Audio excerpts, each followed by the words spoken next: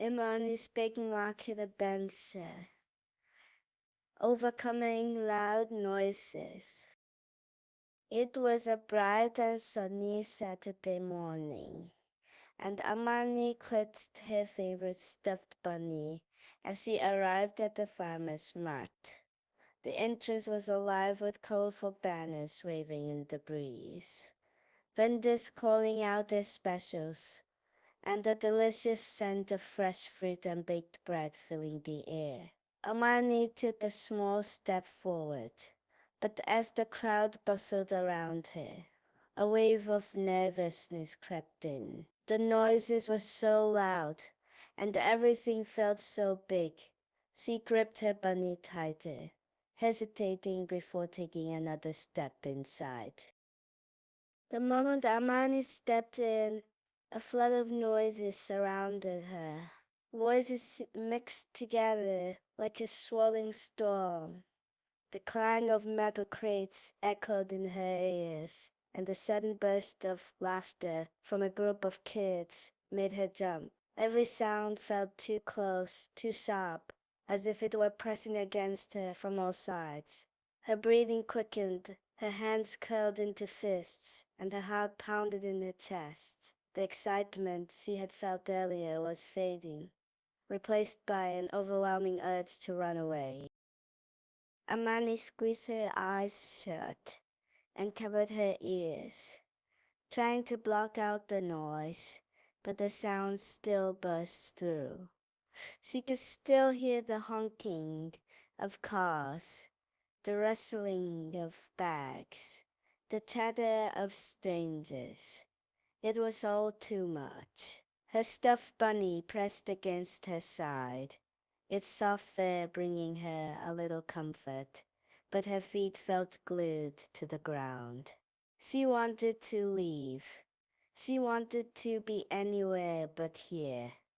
But she also really wanted to find the mangoes. Then Amani remembered something her mom always told her.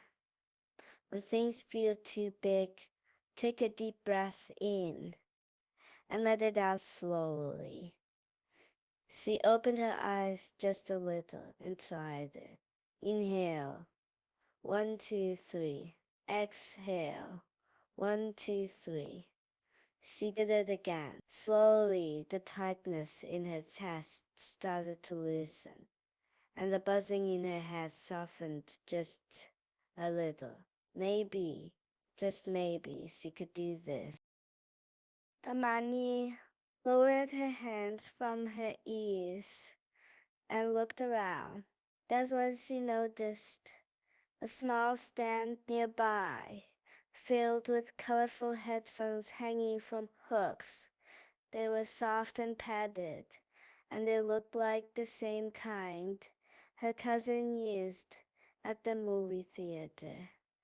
She tilted her head, thinking maybe these could help. Maybe if she had something to quiet the noise, she could walk through the market without feeling so overwhelmed. Amani took a slow step forward, then another, until she was standing at the booth. She reached out carefully and picked up a pair of purple headphones, the same color as her shirt. They felt soft in her hands. Taking a deep breath, she slipped them over her ears. The world didn't go silent, but the sharp crashing noises melted into a softer hum. It was like wrapping herself in a warm, cozy blanket. Amani's shoulders lowered just a little, and she let out a small sigh of relief. With the headphones on, Hermione felt ready to try again. The noises were still there, but they didn't feel like they were attacking her anymore. She adjusted the band over her head and held her bunny tight, taking another steady breath. The mango stand wasn't far. She just had to take it one step at a time. One step, then another, and before she knew it, She was walking through the market with a little more confidence. As she walked, Amaani focused on something new. The smells.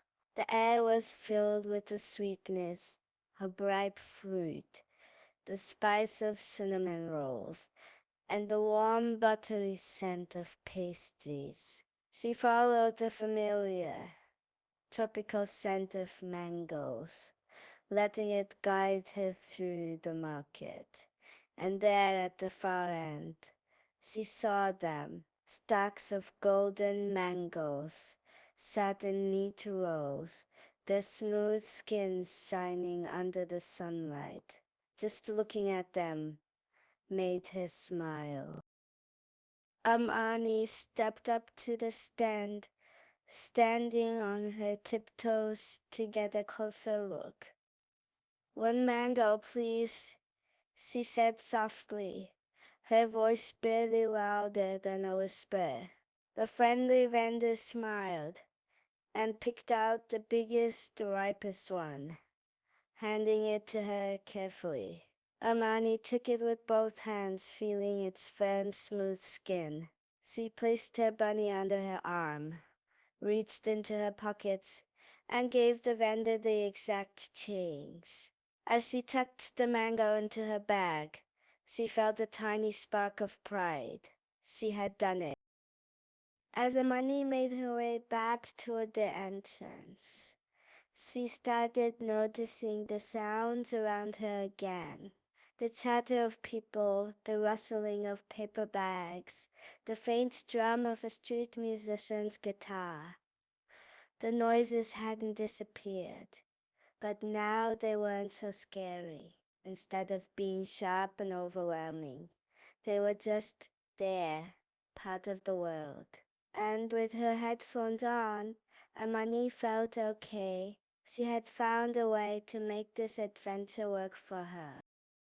At the market entrance, Amani paused. She reached up and carefully took off her headphones. Just for a moment, the sounds came rushing back, but this time she didn't panic. She took one last deep breath, listening to the world around her, then gently put the headphones back on. She had found a way to enjoy the market in her own way, at her own pace, and that made her feel strong. Amani found a quiet bench nearby, under the shade of a big leafy tree. She pulled out her mango, peeled back the skin, and took a big juicy bite. The sweetness filled her mouth, and she closed her eyes for a moment, enjoying it. Today had been hard. The market had been loud and overwhelming, but she had made it through. She had found a way to handle it, and she had even gotten her mango, and that felt amazing. Thanks for watching. Please like, share, and subscribe for more fun adventures with Amaani.